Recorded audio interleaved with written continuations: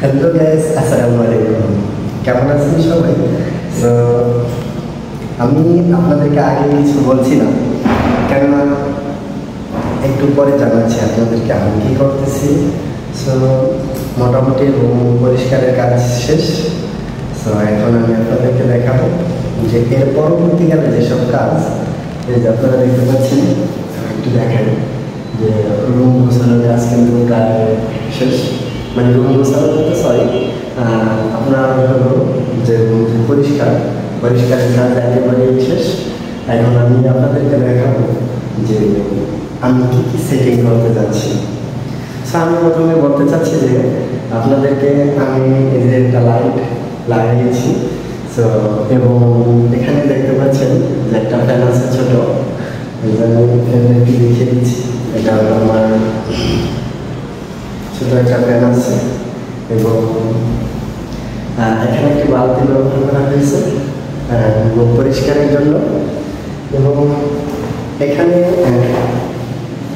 আপনার রয়েছে যে একটি স্ট্যান্ড, ক্যামেরা স্ট্যান্ড, এবং সেই সাথে আরও একটা জিনিস আছে, আমি দেখাচ্ছি আপনাদের।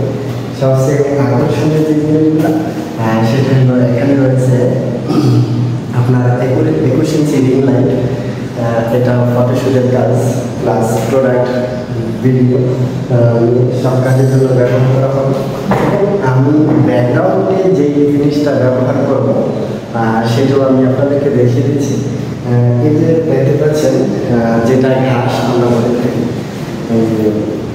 ব্যাকগ্রাউন্ড এটা থাকবে এবং এই ঘাসটাকে ব্যবহার করা হবে। এটা যদিও এখনো তোলা হয়নি, বাট আমি আপনাদেরকে এখন একটু দেখাতে চাচ্ছি না।